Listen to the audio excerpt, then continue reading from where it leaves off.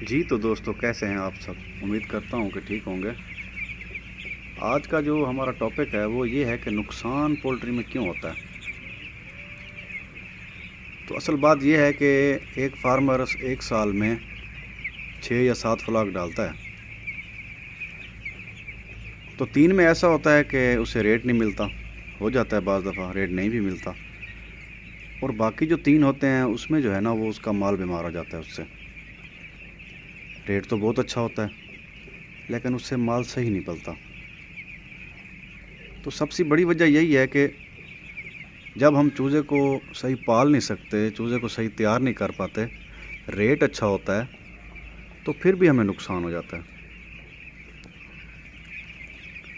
تو آپ نے صرف اور صرف چوزے کو تیار کرنے پہ جو ہے نا اپنا سارا دھیان دینا ہے، ریٹ کی طرف نہیں دیکھنا۔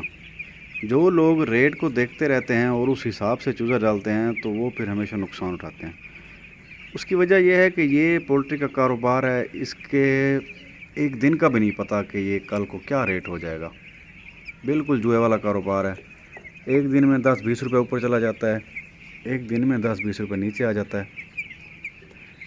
تو کامیاب فارمر وہی ہوتا ہے جو اپنے چوزے کو صحیح پال لے۔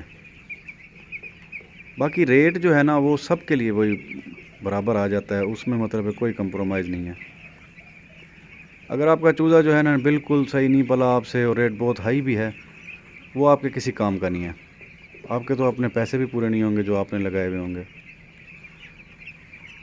تو چوزے کو پالنے کے اوپر جو ہے نا بالکل توجہ دیں، ریٹ کے اوپر بالکل نہ دیں۔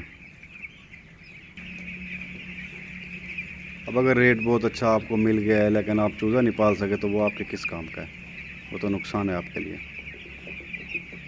تو جیسے ہی آپ کو مناسب لگے چوزا ڈالیں، یہ مت دیکھیں کہ ابھی ریٹ ڈاؤن ہے تو چوزا نہیں ڈالتے، ابھی ریٹ تیز ہے تو چوزا ڈال لیتے ہیں۔ آپ کا چوزا 40 دن بعد تیار ہونا ہے، آپ کو نہیں پتہ کہ 40 دن بعد کیا ریٹ ہوگا۔ اگر آپ کا چوزا صحیح پل گیا تو اگر ریٹ نہ بھی ہوا تو آپ کسی نہ کسی برابری والی سائٹ پہ پہنچ جائیں گے، لیکن اگر آپ کا مال بھی صحیح نہ پلا اور ریٹ بھی نہ ہوا تو پھر آپ کو بھاری نقصان اٹھانا پڑے گا۔ تو جتنا ہو سکے جو ہے نا چوزے پہ توجہ دیں، ریٹ کی طرف دھیان مت دیں۔ نقصان اٹھایا ہی تب جاتا ہے جب چوزا نہیں پلتا صحیح۔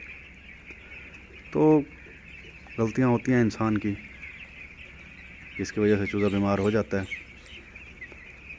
ہمیشہ جب بھی بیماری آئے اس کو فوراً اچھی سے اچھی دوائی کے ساتھ ٹریٹ کرنا چاہیے۔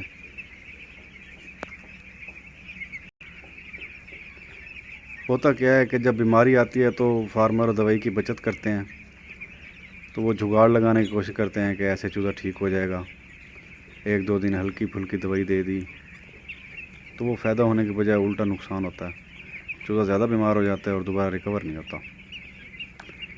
تو کبھی بھی اس چیز پہ کمپرومائز مت کریں کہ ہم کوئی جگاڑ لگا کے یا سستی دوائی دے کے جو ہے نا چوزے کو ٹھیک کر لیں گے۔ اچھی میڈیسن کا استعمال کریں، چوزا صحیح ہوگا تو جو ہے نا آپ کو کچھ ملے گا۔ اگر جگاڑ لگاتے رہے تو چوزا زیادہ بیمار ہو جائے گا اور پھر ریکور بھی وہ مشکل ہوتا ہے۔ تو یہ 1-2 باتیں تھیں، میں نے کہا چلو بھائیوں کو بتا دیں۔ باقی ملنا نصیب ہوتا ہے لیکن اگر انسان کی محنت ہو نا تو پھر محنت ضائع نہیں ہوتی۔ ویڈیو اچھی لگی ہو تو لائک کیجیے گا اور چینل کو سبسکرائب کیجیے گا۔ ملیں گے ایک اور ویڈیو میں، تب تک کے لیے اجازت۔